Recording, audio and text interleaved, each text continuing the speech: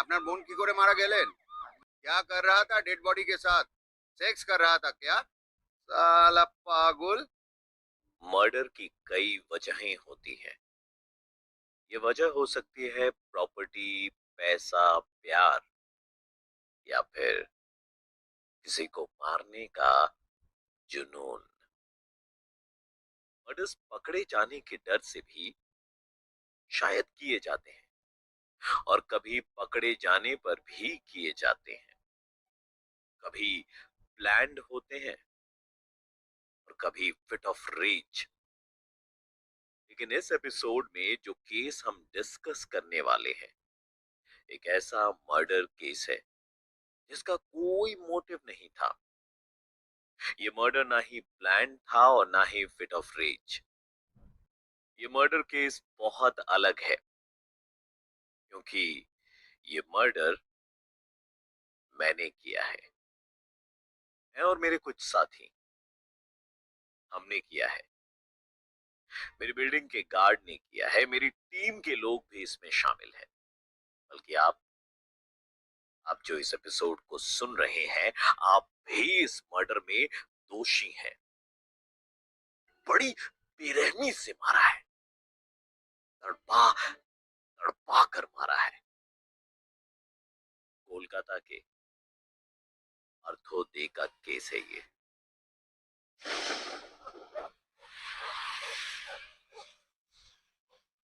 कोलकाता का एक बहुत पॉश इलाका है, शेक्सपियर सरनी। यहाँ रॉबिन्सन स्ट्रीट पर एक मकान है। एड्रेस है 3 रॉबिन्सन स्ट्रीट, शेक्सपियर सरनी, कोलकाता। बात 2015 के जून महीने की है, जब वहां कुछ लोगों ने मकान के अंदर से आते हुए धुएं को देखा। मकान के बाथरूम की खिड़की से धुआं उठ रहा था। फायर ब्रिगेड को फोन किया गया। फायर डिपार्टमेंट के लोग मकान में दाखिल हुए तो उन्होंने देखा कि वहां 3 लोग हैं। एक बाप, एक बेटा और एक बेटी। लेकिन उनमें से जिंदा सिर्फ एक ही है। जो शख्स जिंदा था वो था पार्थो दे। मरने वालों में जो महिला थी उनका नाम था देवजानी दे, जो कि पार्थो की बहन थी। और दूसरी बॉडी थी पार्थो दे के पिता औरबिंदो दे की। औरबिंदो दे ने उसी सुबह खुद को जलाकर मार डाला था।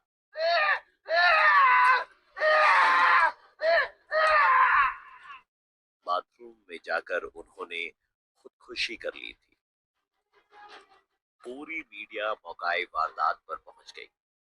जब मीडिया वालों ने इस केस के बारे में थोड़ा और जाना, तो ये समझने में उन्हें देर नहीं लगी कि पार्थो की कहानी ब्रेकिंग न्यूज मटेरियल है।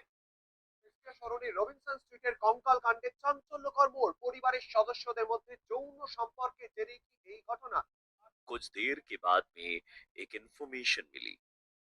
मालूम हुआ कि पार्थो दे और उसके पिता औरबिंदो दे पिछले 7 महीनों से उस घर में रह रहे थे, देवजानी और अपने 2 कुत्तों के कंकाल के साथ।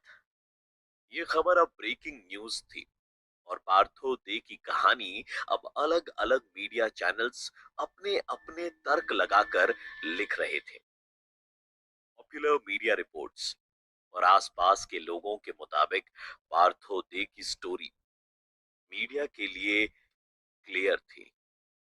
मीडिया रिपोर्ट्स के मुताबिक पार्थो दे एक साइको किलर है।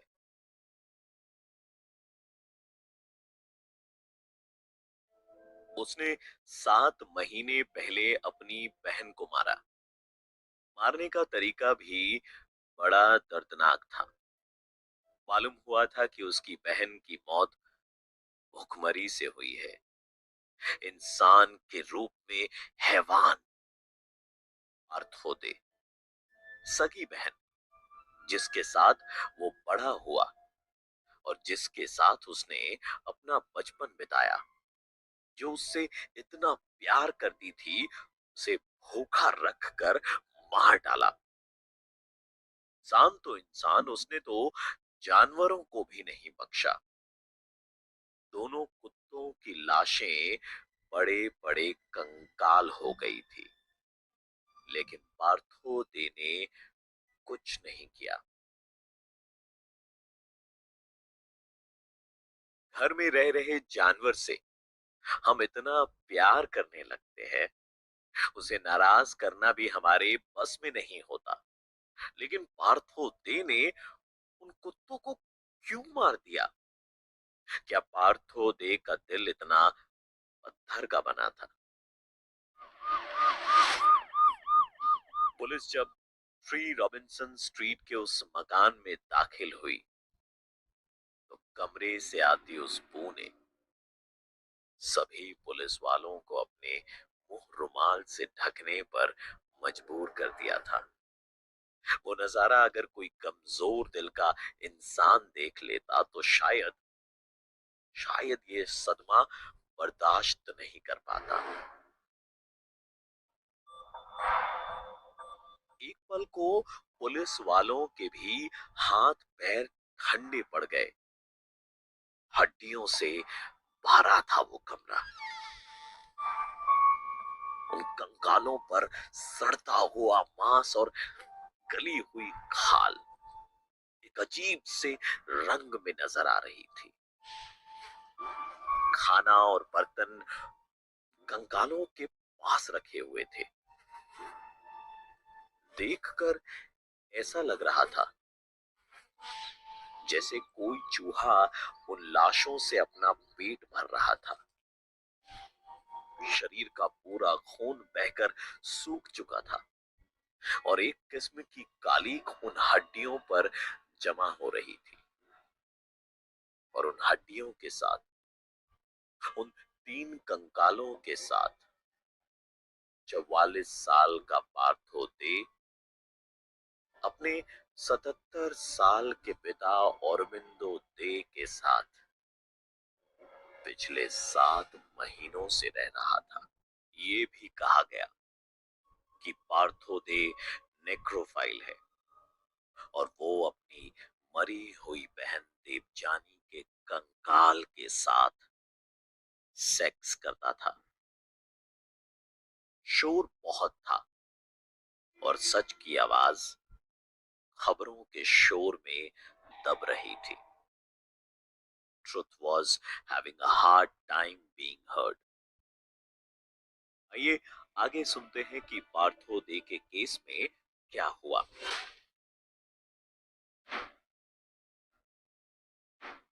टीवी पर टीआरपी बढ़ाने के लिए लोग अलग अलग तरीके अपनाते हैं।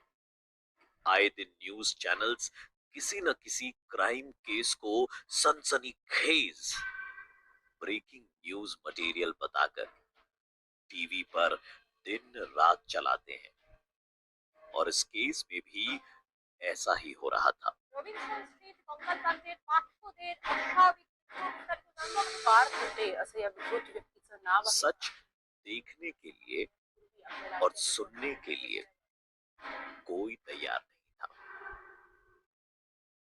शायद हम सभी को एक टॉपिक चाहिए था लंच ब्रेक पर ऑफिस कलीग्स के साथ बात करने के लिए। कलयुग है, घोर कलयुग।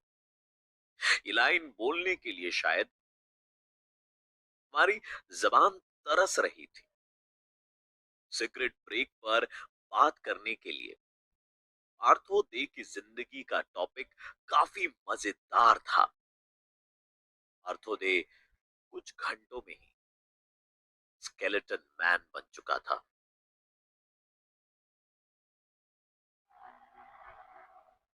पुलिस की इन्वेस्टिगेशन अभी ठीक से पूरी भी नहीं हुई थी और मीडिया ने पार्थो दे के खिलाफ ट्रायल शुरू कर दिया था।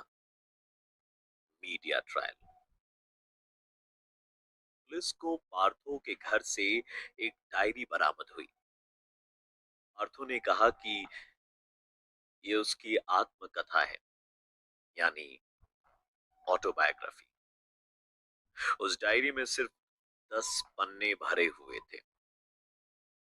पुलिस टीम को उस समय तक पार्थो की दिमाग की हालत के ठीक ना होने का अंदेशा हो चुका था। पुलिस ने पार्थो दे का साइकियाट्रिक एग्जामिनेशन करवाया। मालूम हुआ कि पार्थो दे मानसिक रूप से काफी बीमार है। पार्थो दे को कई महीनों तक पैवलोव मेंटल हॉस्पिटल में रहना पड़ा। पुलिस को इस दौरान ऐसा कोई सबूत या सॉलिड मोटिव नहीं मिला जिससे ये साबित हो सके कि पार्थो दे ने अपनी बहन का खून किया था। पैवलोव मेंटल हॉस्पिटल में कुछ वक्त पार्थो का इलाज चला। मालूम हुआ कि पार्थो स्किज़ोफ्रेनिया से जूझ रहा था, साथ ही वो डिप्रेशन से भी लड़ रहा था। साल 2015 के अंत में पार्थो दे पैवलोव मेंटल हॉस्पिटल से निकलकर बॉयज टाउन के मदर टेरेसास मिशनरीज ऑफ चैरिटी में चला गया। वहां उसकी मुलाकात फादर रॉडनी से हुई। पार्थो दे का हाथ थामने के लिए turning point mental rehabilitation NGO सामने आया। पार्थो को साइकियाट्रिक ट्रीटमेंट की जरूरत थी। वहां साइकोलॉजिस्ट और केयर टेकर्स ने पार्थो की हर तरह से मदद की।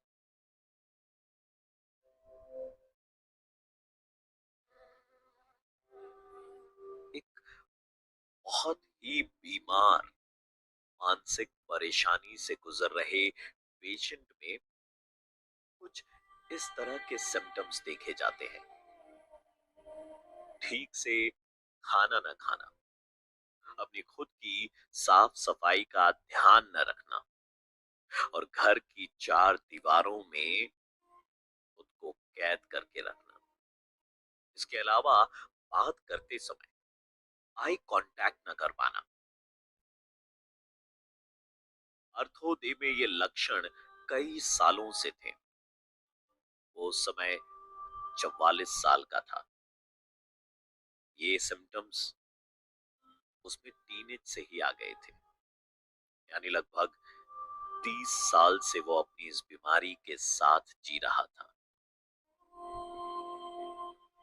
उसका बर्ताव सभी को अजीब लगता था। चुपचाप रहना, बिना खुशी, बिना दुख, बिना परेशानी, बिना एक्साइटमेंट, बिना किसी भी तरह का इमोशन दिखाए सिर्फ काम करते रहना, ठीक से कपड़े ना पहनना, नाखूनों में मैल जमा होना, अपनी हाइजीन का ध्यान न रखना, ये सभी बातें पार्थो का हुलिया बयां करती थी। लेकिन प्रोफेशनल साइकियाट्रिक हेल्प मिलने के बाद ये सभी आदतें धीरे धीरे बदलने लगी। पुलिस ने जब पार्थो को पहली बार देखा था, वो काफी कमजोर था। टर्निंग पॉइंट में कुछ समय बिताने के बाद पार्थो में जिंदगी जीने की एक नई ऊर्जा आ गई। पार्थो दे ने ठीक से खाना शुरू किया, अपनी हाइजीन का ध्यान रखना शुरू किया। उसने काउंसलिंग सेशंस अटेंड किए और कुछ ही वक्त में वो खुद मोटिवेशनल लेक्चर्स देने लगा। टर्निंग पॉइंट में इशिता सान्याल ने उसकी बहुत मदद की। इशिता जी ने बताया, पहले उन्हें भी पार्थो से मिलने में हिचकिचाहट महसूस हुई थी, लेकिन फिर जब इशिता जी उससे मिली तो उन्हें मालूम हुआ कि पार्थो वैसा बिल्कुल भी नहीं है जैसे मीडिया ने बताया था। इशिता ने न सिर्फ पार्थो दे की मदद की, बल्कि पार्थो दे को जीने की एक नई राह भी दिखाई। पार्थो ठीक होने लगा था। वो लोगों से बात करने लगा, उन्हें मोटिवेट करने लगा था।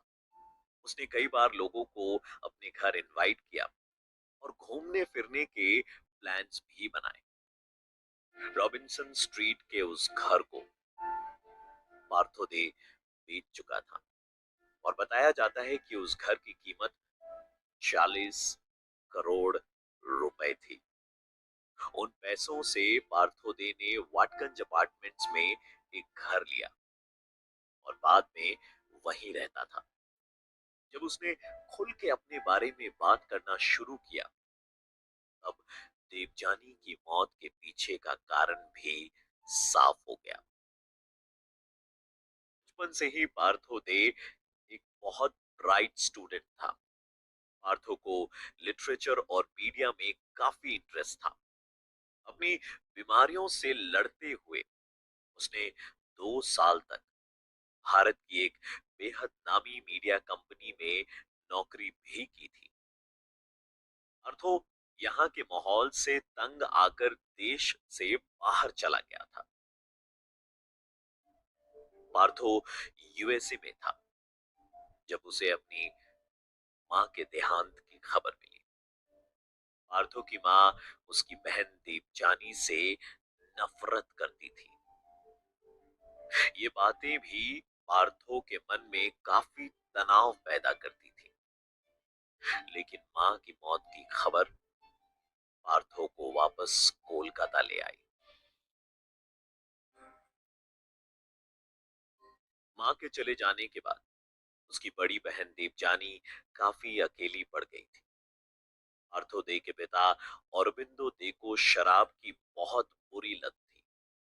देवजानी और पार्थो ने तय किया कि वो पिता से अलग हो जाएंगे, लेकिन ये किसी कारणवश हो नहीं पाया, क्योंकि आखिर में वो थे तो उनके पिता ही। तय ये हुआ कि रॉबिन्सन स्ट्रीट के उस घर में एक डिवीजन किया जाएगा। घर के एक हिस्से में पार्थो दे और उसकी बहन देवजानी रहेंगे और घर के दूसरे हिस्से में उनके पिता औरबिंदो दे। सालों तक इसी तरह वो तीनों एक घर में रहते थे। पार्थो दे और उसकी बहन देवजानी दे स्पिरिचुअलिटी की राह पर चल पड़े थे। स्पिरिचुअलिटी पर लिखी किताबें पढ़ना, अलग अलग स्पिरिचुअल आर्ट्स को प्रैक्टिस करना, बस यही जिंदगी थी पार्थो और देवजानी की। मीडिया वालों को 1 मिनट भी नहीं लगा और न्यूज फ्लैश कर दी कि पार्थो दे अपनी बहन के कंकाल के साथ सेक्स किया करता था। उस बहन के साथ जिसके मरने का दुख उसके लिए इतना बड़ा शौक था कि वो उसकी बॉडी को क्रिमेट तक नहीं कर पाया। पार्थो दे को यकीन ही नहीं हो रहा था कि दुनिया में वो अकेली इंसान जो उसकी दोस्त थी, जो उसके लिए मां समान थी, वो अब इस दुनिया में नहीं रही। एक न्यूज रिपोर्ट ने उस रिश्ते का मजाक बना दिया। अफवाह ये भी उड़ी थी कि पार्थो दे अपनी बहन के कंकाल का मांस खाता था। वो इंसान जो बीमार था, जो अपने आप को संभाल नहीं पा रहा था, जो एक मानसिक बीमारी से जूझ रहा था और जो अपनी मां को खो चुका था, जिसके पिता एक शराबी थे। उस पर हर तरह के इल्जाम लगाए जा रहे थे। इसके मन में जो आ रहा था वो उस पर वो इल्जाम लगा रहा था। हमने सवाल पूछना क्यों छोड़ दिया है? क्यों हम मीडिया में, न्यूज चैनल्स में दिखाई हर बात को सच मान लेते हैं? उसके बारे में सवाल क्यों नहीं करते? सैडिस्टिक प्लेजर यानी कुछ बुरा होने में मजा लेना। हमारी ये सैडिस्टिक प्लेजर की आदत जाने कब जाएगी? 29 फरवरी 2017। उस हादसे को हुए 2 साल बीत चुके थे। उस दिन पार्थो अपने अपार्टमेंट में था। टर्निंग पॉइंट से एक आदमी आया। ये आदमी पार्थो दे का हेल्पर था।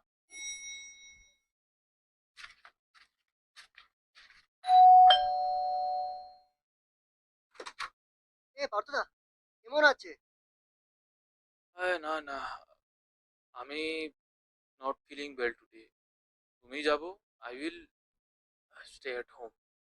হ্যাঁ, आज नहीं आ पाऊंगा। ओके दादा, दवा ला दूं आपको या कुछ खाना? ना ना, खाना वाना नहीं, आई विल कुक। खाएगा? नहीं दादा, थैंक यू। आप आराम करो, আমি যাচ্ছি। ये आखिरी बार था जब पार्थो से किसी ने बात की थी। पार्थो की दिमागी हालत सुधर रही थी और ये वो समय था जब उसे एहसास हो रहा था कि लोग असल में उसके बारे में क्या सोचते हैं। कहा जाता है कि लैपटॉप में अपने बारे में कुछ मीडिया रिपोर्ट्स देखने के बाद पार्थो दे अंदर तक टूट गया था। उस दिन हेल्पर से बीमारी का बहाना करने के बाद पार्थो ने खुद को अपने बाथरूम में बंद करके खुद पर पेट्रोल छिड़क कर माचिस जलाकर खुद को आग लगा ली। वो आग वो आग बहुत गर्म थी। वो आग बड़ी तेजी से पार्थो के शरीर को परत दर परत जला रही थी। लेकिन जो जहर उसके बारे में मीडिया और सोसाइटी ने फैलाया था, वो उसकी जान बहुत पहले ले चुका था। ये केस यूं ही धीमी मौत मर गया। पार्थो आज भी कुछ लोगों के जहन में स्केलेटन मैन के नाम से जिंदा है। क्राइम हमारे समाज की सच्चाई है, लेकिन ये सच्चाई बहुत बहुत कड़वी है। पार्थो दे ने इस सच्चाई का एक घूंट ही पिया था और वो बर्दाश्त नहीं कर पाया। अगर आपके आसपास कोई व्यक्ति है जिसे मानसिक तनाव है, तो कोशिश कीजिए कि आप उन्हें बुरा महसूस ना करवाएं, क्योंकि आप माने या ना माने, पार्थो दे के खून का इल्जाम हम सब पर है।